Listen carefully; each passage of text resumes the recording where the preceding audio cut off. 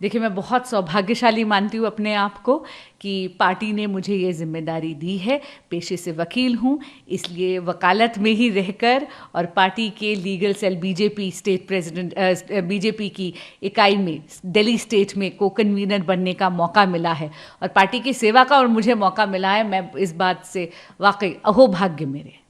Ma'am, जाहिर सी बात है, आप एक बेटी हैं, जी आपके पीछे एक नाम जुड़ा हुआ है। जी उसके उस नाम को लेकर अपने कंधे पर चलना बहुत एक आपके लिए भी महत्वपूर्ण होगा। जी क्या हम ये मान सकते हैं कि हम भविष्य में जिस तरह आपकी माँ रही उसी तरह हम उनकी बेटी को भी पार्लियामेंट में गरजते हुए देखेंगे और आवाज़ उठाते हुए देखेंगे? देखिए, आज के दिन मुझे एक स्वर्णिम मौका मिला है पार्टी की सेवा करने का, लीगल सेल की को कन्वीनर बनने के रूप में। मुझे लगता है इस जिम्मेदारी को इसी की मर्यादा में देखना चाहिए। भविष्य के गर्भ में क्या है, भविष्य को लेकर किसी भी प्रकार की अटखेलियां हमें नहीं लगानी चाहिए।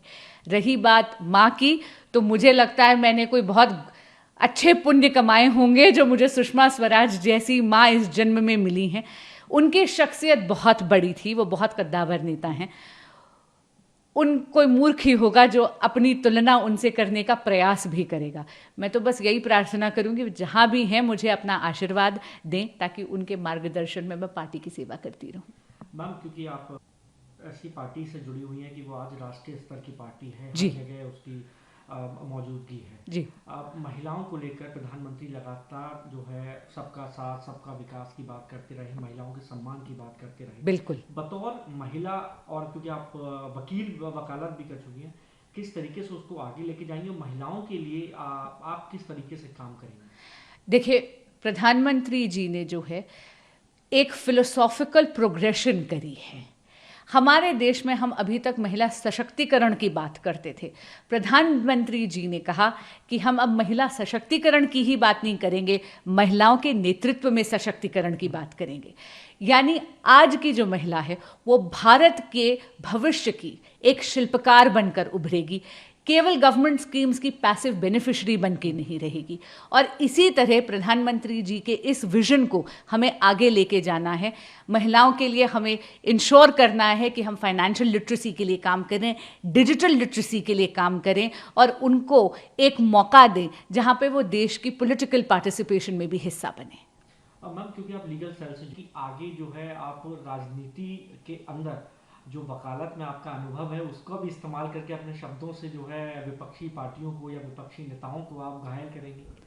जी, आशा करती हूँ, लेकिन फिलहाल किसी को घायल करने के लिए नहीं आई हूँ।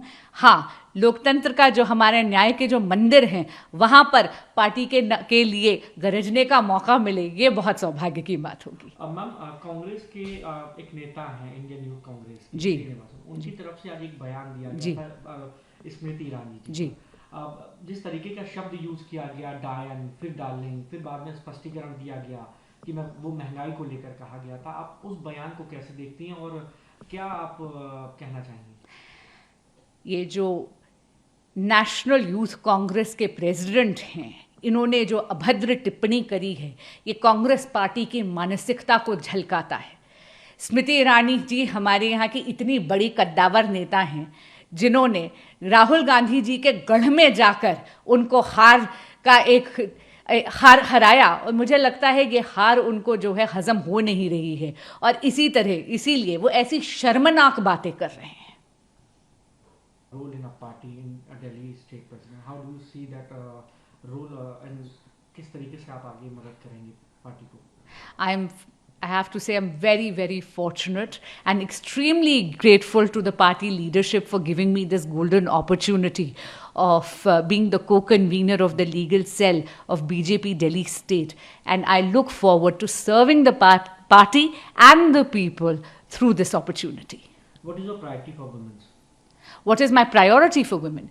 Our Honorable Prime Minister, because of his schemes and under his able leadership, has ensured that India has progressed in its development philosophy. Today, we're not talking only about women development, we're talking about women-led development.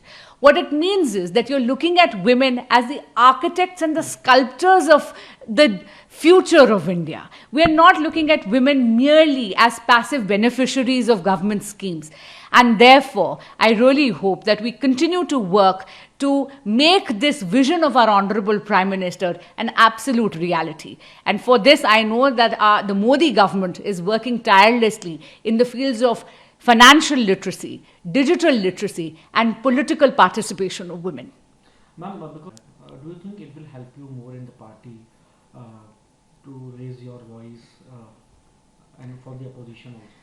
I'm very glad that I have chosen this profession, and whatever tapasya that I have done in this profession for the last 16 years, I hope that I'm able to put that to very good use and able to serve the Bharatiya Janata Party as well as the people of India. Ma'am, today we have seen Indian Youth Congress leader Srinivasan use a bad word like use a Diane or darling. How do you see that statement? This particular vile and vicious statement by Srinivasan ji shows the mentality of the Congress party. Smriti Irani ji is a stalwart of the Bharatiya Janata Party and a very accomplished politician and a very accomplished individual in her own right.